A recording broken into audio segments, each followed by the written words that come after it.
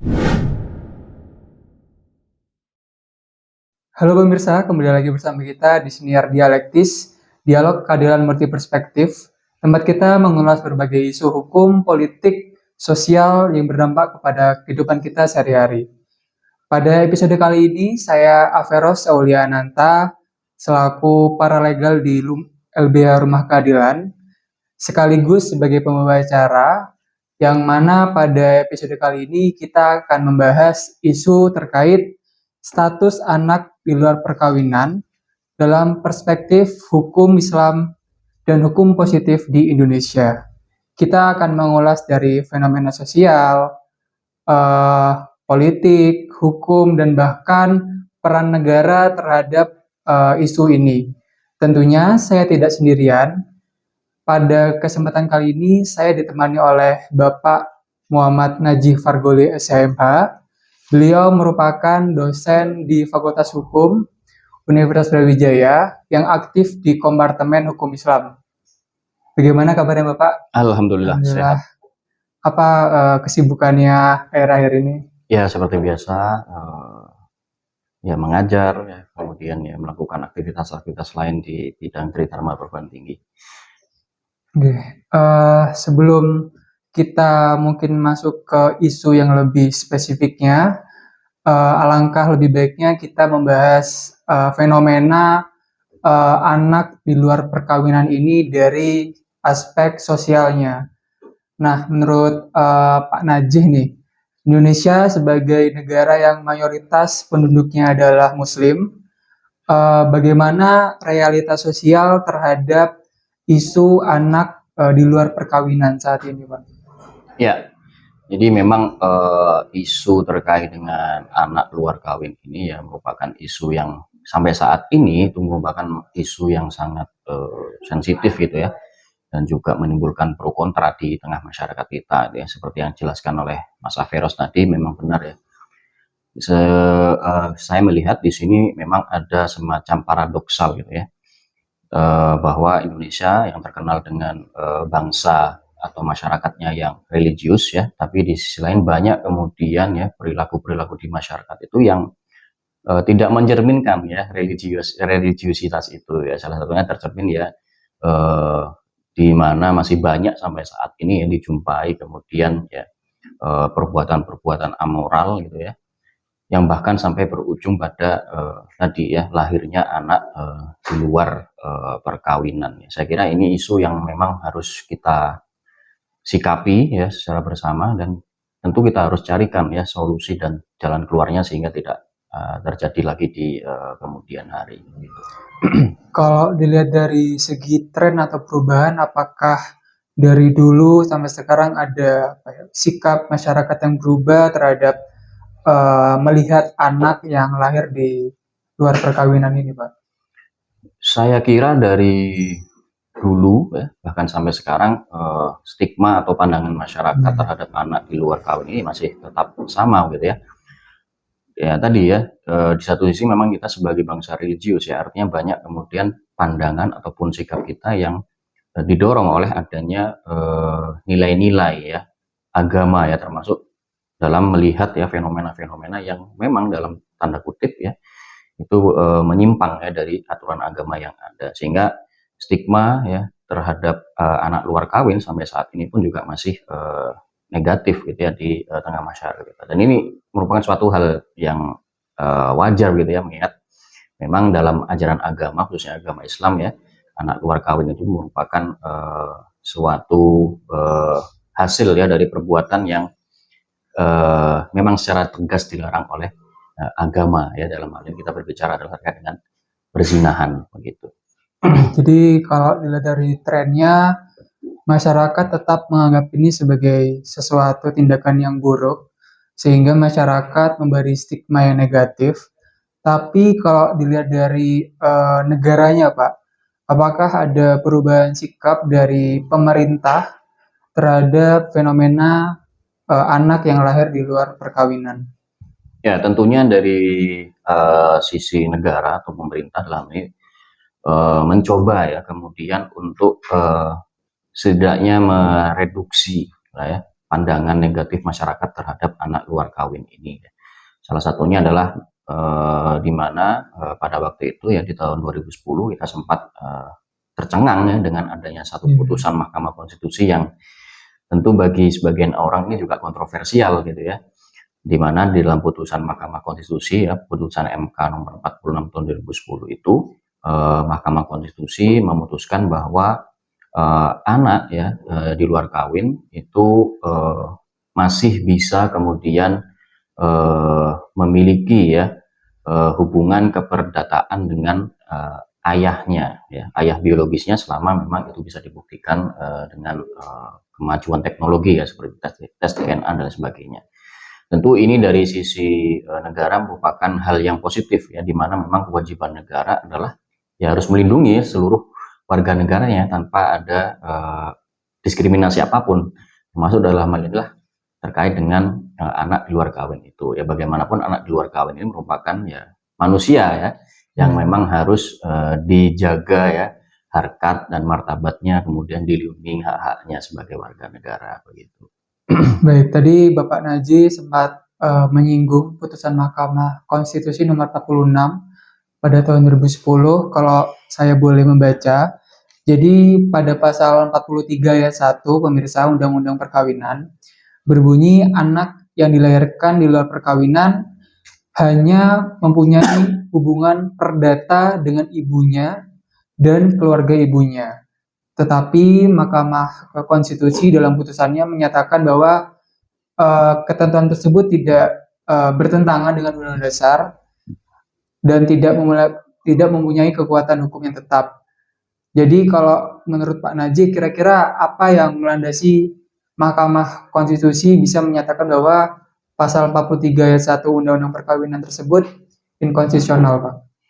Ya, lagi-lagi di sini memang argumen ya yang mendasari putusan Mahkamah Konstitusi tersebut tentu isinya adalah terkait dengan perlindungan hak asasi manusia ya, seperti yang saya jelaskan di awal tadi, bahwa memang selayaknya ya bagi negara itu ya melindungi ya seluruh warga negaranya ya, tanpa kemudian pandang bulu gitu ya.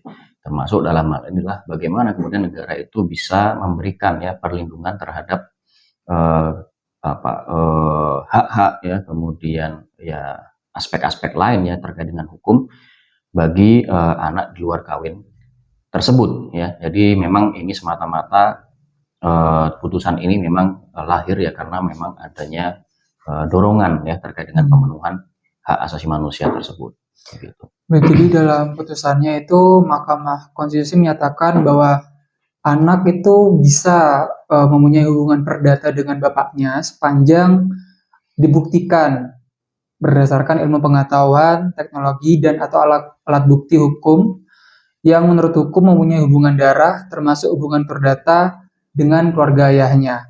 Tetapi Pak Naji, kalau kita lihat dari aspek hukum Islam, apakah hukum Islam itu bagaimana pandangan hukum Islam terhadap pandangan bahwa melalui tes DNA itu dapat diterima hubungan nasab dengan ayahnya? Ya, kalau kita kaitkan dengan hukum Islam, tentu di sini hukum Islam tegas ya, bahwa anak yang sah itu merupakan anak yang lahir ya dari sebuah proses perkawinan yang sah ya. Artinya karena di sini nanti kaitannya adalah terkait dengan nasab daripada anak yang lahir tersebut ya. Jadi di sini hukum Islam ya secara mayoritas para ulama menyepakati ya bahwa anak yang sah itu adalah anak yang lahir dari sebuah proses perkawinan yang sah. Artinya dalam hal ini ya terkait dengan nasab ya, kemudian akibat-akibat hukum lain ya seperti perwalian jika anak itu perempuan, kemudian ya pewarisan dan lain sebagainya, tentu ini nanti akan bergantung ya dari sah atau tidaknya perkawinan bapak ibunya gitu ya.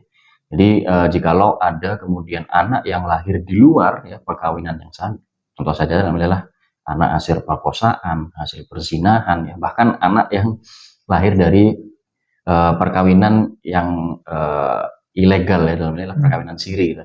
Itu juga termasuk perkawinan yang termasuk anak ya yang lahir dari perkawinan ya yang tidak sah atau di luar kawin gitu ya. Jadi memang di sini hukum Islam sudah memiliki kaidah ya, memiliki prinsip yang tegas bahwa hanya anak yang lahir dari perkawinan yang sah yang dapat dinasabkan ya kepada ayahnya. Ya. Artinya anak yang lahir dari luar perkawinan itu sama sekali ya tidak memiliki hubungan nasab kepada ayahnya dan hanya bisa memiliki ya hubungan nasab dengan ibu dan keluarga ibunya saja. Begitu. Jadi ada perbedaan ya Pak antara sikap Mahkamah Konstitusi dengan hukum Islamnya. Nah itu kira-kira dari segi praktiknya bagaimana Pak kalau terjadi perbedaan seperti itu? Ya, inilah yang kemudian menjadi kontroversi ya di tengah masyarakat kita ya, di mana kemudian negara di satu sisi ya memberikan ya kepastian ya bahwa selain memiliki hubungan keperdataan dengan ibu, anak hasil luar kawin itu juga bisa memiliki hubungan keperdataan dengan ayah biologisnya selama tadi bisa dibuktikan ya secara teknologi ya atau ilmu pengetahuan gitu. Namun di sisi lain hukum Islam secara tegas ya bahwa anak yang sah itu adalah anak yang lahir dari perkawinan yang sah saja. Nah, tentu di sini dalam prakteknya ya banyak terjadi ya kebingungan di masyarakat gitu ya. Lalu yang benar yang seperti apa begitu? Apakah kita menggunakan hukum negara atau kita menggunakan hukum agama gitu kan? Nah, di sini yang perlu kita garis bawahi adalah putusan Mahkamah Konstitusi ya, kalau kita baca dengan cermat ya, itu sama sekali tidak membahas ya di dalamnya terkait dengan status nasab ya. Artinya putusan Mahkamah Konstitusi itu hanya memastikan ya bahwa si anak ini mempunyai hubungan keperdataan ya. Jadi hubungan keperdataan ya seperti misalnya ya nafkah ya, kemudian hak lainnya ya, hak pengasuhan dan lain sebagainya. Itulah yang dimaksud dengan kemudian hubungan keperdataan. Adapun terkait dengan hubungan nasab, ya kita kembalikan pada ajaran agama ya, di mana memang di sini Islam sangat ketat sekali ya membahas terkait dengan nasab ini ya. Islam sangat berhati-hati sekali ya di dalam menasabkan seseorang kepada orang lain gitu ya. Baik, bisa jadi sudah jelas bahwa Mahkamah Konstitusi dalam kasus ini itu menyikapi terhadap hubungan perdatanya. Sedangkan hubungan nasab itu kembali lagi ke hukum agamanya yang sesuai dengan orang yang menganutnya tersebut ya. Terus kemudian Bapak terkait dari segi praktiknya yang dimana dalam hal ini adalah pengadilan agama. Nah, sejauh ini bagaimana peran pengadilan agama terhadap ketika misalnya ada seorang bapak yang mengajukan bahwa merasa dan punya bukti terhadap anak yang lahir di luar perkawinannya? Ya, jadi memang secara regulasi ya atau peraturan perundang-undangan memang dimungkinkan ya bagi seseorang itu mengklaim ya atau memberikan ya pengakuan bahwa anak ini merupakan anak biologisnya gitu ya. Memang ada mekanismenya yaitu melalui pengakuan ya di hadapan pengadilan ya, atau melalui pengesahan di hadapan pengadilan bahwa yang bersangkutan ya mengakui anak tersebut merupakan anak biologisnya ya. Tapi lagi-lagi persoalannya adalah terkait dengan ya secara anak tersebut diakui sebagai anaknya ya. Tetapi kembali lagi ya, apakah kemudian dengan pengakuan tersebut secara otomatis anak tersebut juga bernasab ya dengan ayah tersebut atau orang yang mengaku sebagai ayahnya? Ini juga menjadi persoalan tersendiri ya. Lagi-lagi kita di sini patokannya untuk menentukan nasab seseorang itu ya hukum agama ya, yang mana dalam hukum agama tegas ya dalam ini agama Islam ya bahwa nasab seseorang ya atau hubungan nasab itu hanya bisa ya diperoleh ya jika seorang anak itu dilahirkan ya dari sebuah perkawinan yang sah begitu. Baik pemirsa, jadi kita udah membahas dari segi praktiknya, kemudian dari segi hukumnya, tetapi yang penting sebenarnya menurut Bapak Najih sebagai dosen di Fakultas Hukum, bagaimana seharusnya pengaturan terhadap status anak di luar perkawinan saat ini? Apakah putusan Mahkamah Konstitusi itu sudah sesuai, ataukah kemudian harus disesuaikan kembali lagi dengan hukum agamanya, atau bagaimana, Bapak? Ya, terkait dengan status anak di luar kawin ini memang ada dua sudut pandang ya, ada sudut pandang agama dan sudut pandang hak asasi manusia. Nah, ini memang yang kerap kali saling dibenturkan ya. Dan mau tidak mau tentu di sini negara ya harus memberikan terobosan ya, bagaimana bisa mensinergikan antara hukum agama dengan hak asasi manusia ini. Belakangan ini memang ada semacam kebijakan yang progresif gitu ya, yang diterbitkan oleh pemerintah ya, dalam hal ini terkait dengan administrasi kependudukan ya, bahwa bagaimanapun ya, anak yang lahir atau peristiwa kelahiran ya itu harus ya dicatatkan ya.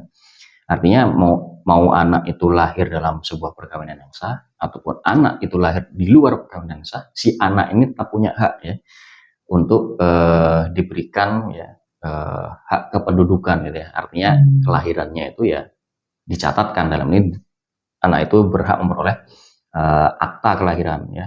Karena akta kelahiran ini juga merupakan dokumen penting yang nantinya juga akan berpengaruh ya kepada kehidupan si anak nanti di kemudian hari. Saya kira itu merupakan salah satu terobosan ya yang ditetapkan oleh pemerintah, di mana di sini pemerintah tetap memberikan pengakuan ya bahwa anak ini merupakan anak yang memiliki hak ya, dengan dibuktikan dengan adanya akta kelahiran, meskipun ya di dalam akta kelahiran itu nanti yang dicantumkan hanyalah si pihak ibunya saja. Adapun si ayah ya, jika memang dia mengakui gitu ya, kemudian mengajukan ya pengesahan atau pengakuan anak kepada pengadilan, maka nanti akta kelahiran itu pun juga akan dapat ya direvisi dan kemudian mencantumkan ya baik itu si pihak ibu dan si pihak ayah. Termasuk dalam hal ini pemerintah tentu juga perlu ya mempertimbangkan ya pandangan-pandangan para ulama gitu ya. Termasuk di sini sebagai pihak yang otoritatif di Indonesia adalah Majelis Ulama Indonesia ya, di mana di sini Majelis Ulama Indonesia ya pada tahun 2012 juga telah ya menetapkan fatwa terkait dengan status daripada anak luar kawin ini ya. Salah satu bunyi atau isi dari fatwa tersebut ya, pemerintah ya itu bisa ya seharusnya itu memberikan takzir itu artinya hukuman ya. Hukuman bagi orang seorang laki-laki ya yang kemudian dia lepas tangan dari tanggung jawab atas perbuatan yang dilakukannya, yaitu apa, dengan menghukum ya yang bersangkutan itu dengan ya tetap ya memberikan nafkah sampai kemudian anak itu dewasa ya, kemudian juga memberikan ya sebagian daripada hartanya ya. Dalam hal ini ketika dia meninggal nanti, dia wajib kemudian memberikan wasiat ya, wasiat wajibah kepada anak yang tidak diakuinya tersebut ya.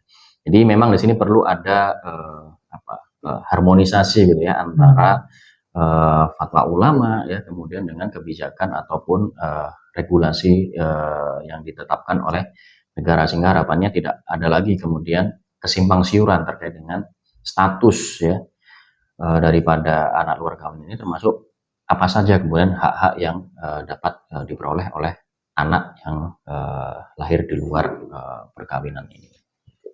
Baik, jadi Pak Najih udah menjelaskan bahwasanya Mahkamah Konstitusi itu mempersoalkan hubungan perdata, kemudian hubungan nasab itu kembali lagi kembali lagi ke agamanya, hukum agamanya. Kemudian juga terakhir tadi Pak Najih menyinggung bahwasanya MUI udah mengeluarkan fatwa bahwasanya seorang ayah yang mempunyai anak walaupun di luar perkawinan itu tetap mempunyai tanggung jawab untuk kemudian menafkahi, melindungi anaknya. Dan obrolan kali ini kita pemirsa telah membuka wawasan yang sangat luas terkait bagaimana hukum, agama, realitas sosial menyikapi isu anak di luar perkawinan. Semoga menjadi pengingat kepada kita semua bahwasannya anak-anak, apapun status kelahirannya, tetap wajib dilindungi. Karena anak itu mempunyai hak asasi manusia yang negara kita semua wajib kita hormati, lindungi, dan penuhi. Baik Bapak Najih, terima kasih atas obrolannya pada kesempatan kali ini. Baik pemirsa, saya Averos Auliananta selaku pembawa acara. Jangan lupa subscribe YouTube official LBH RK Official, dan sampai jumpa pada episode selanjutnya. Terima kasih.